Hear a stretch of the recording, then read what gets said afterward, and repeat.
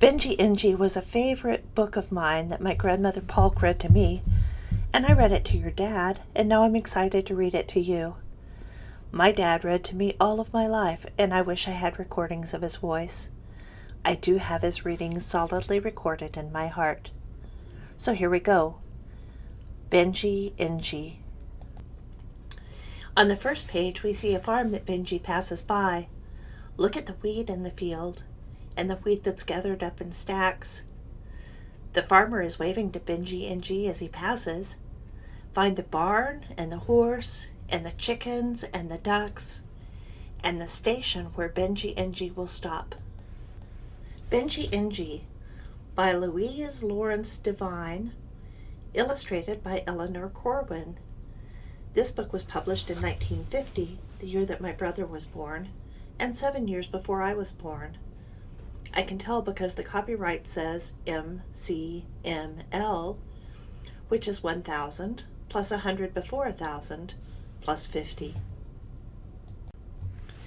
I look at the picture and I see the farmer and his little dog greeting Benji Engie, and on the next page it shows that it's 30 miles to Jonestown. Benji Engie was a locomotive with a coal car, 2 passenger cars, and a baggage car fastened on behind. And unlike all the trains that Benji Engie had ever known, he didn't have a single problem in the world to be sad about. He had a good strong whistle, his firebox and boiler and wheels were in good order, and he blew the best steam and the finest smoke in all of the world. He was in no danger of being replaced by a newer engine that could run faster or climb higher hills than he could.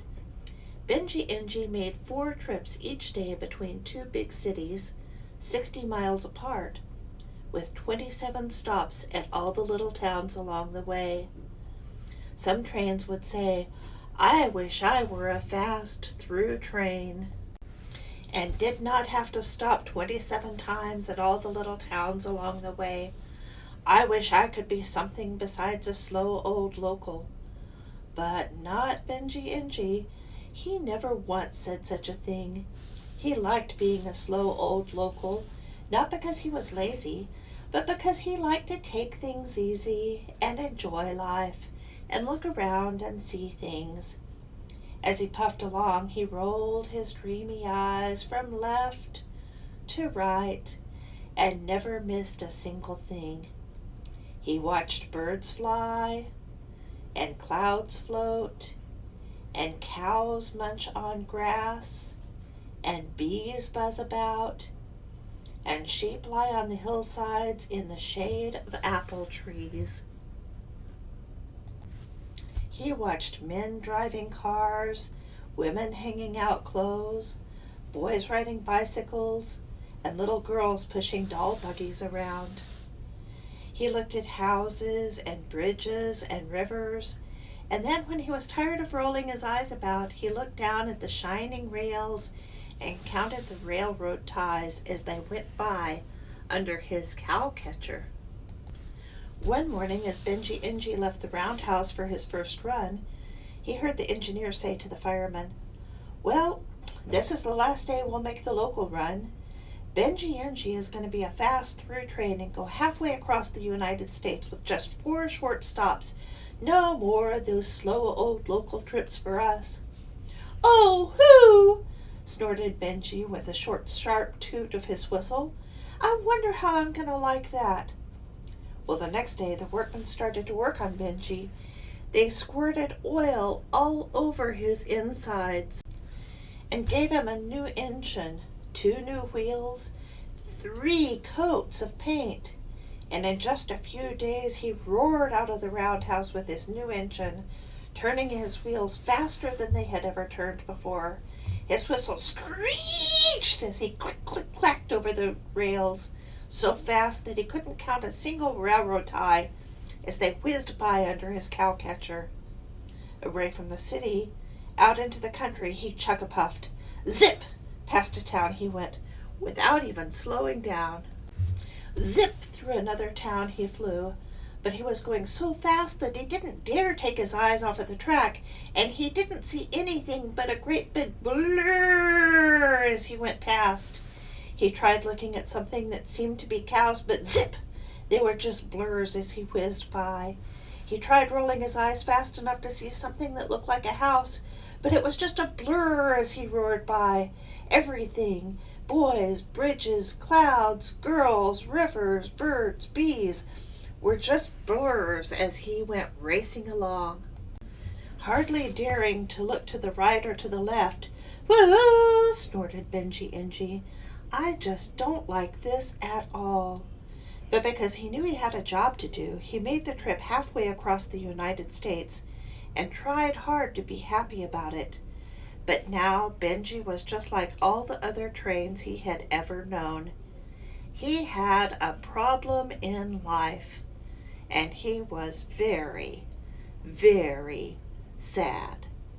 Then one very sad day, Benji found that he couldn't remember what anything looked like.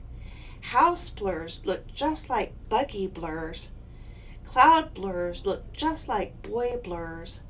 Cow blurs looked just like river blurs. Bee blurs looked just like bridge blurs. Tree blurs looked just like house blurs. And girl blurs looked just like auto blurs.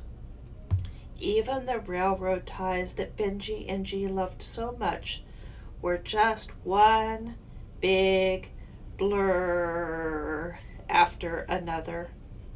So Benji made smoke pictures for himself as he roared along.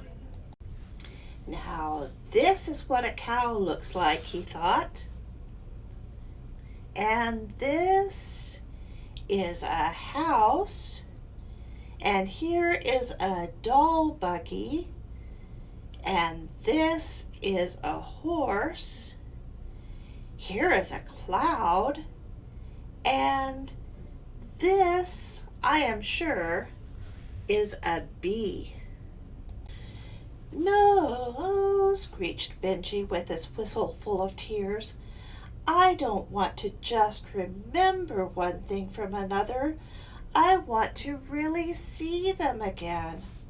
Well, Benji got so unhappy that his whistle wouldn't blow right.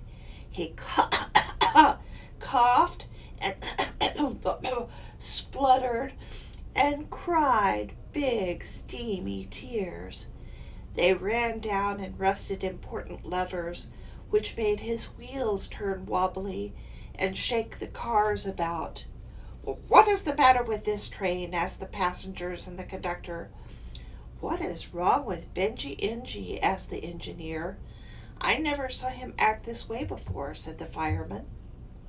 Well, instead of getting better, Benji got worse and worse. Not because he wanted to, but because he couldn't help it. "If only I were a slow old local again and could see something beside blurs," sighed Benji. Then one day Benji Engie's whistle wouldn't blow at all. Coal wouldn't even splutter in his firebox. His wheels wouldn't turn, and he couldn't puff out so much as a thimbleful of steam or smoke. "Benji Engie is not the locomotive he used to be," said the president of the railroad. "We had better put him in the roundhouse for a few days and see if we can get him to go again. And then," said the president slowly, "we shall have to put him back on the slow old local run. That's all he's good for now." Well, Benji Engie wanted to jump for joy as he was taken to the roundhouse, but he didn't dare. The workmen took 2 new wheels off and put the old ones back on again. Then they took out the new engine and gave the old one back to Benji.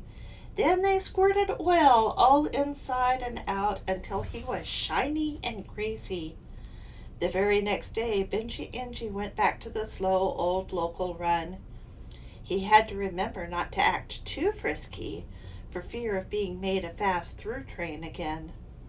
Benji Engie was once again a happy, healthy train, for now he didn't have a problem in life anymore. From one big city to another big city 60 miles away, with 27 stops along the way. Benji Engie took his time and rolled along.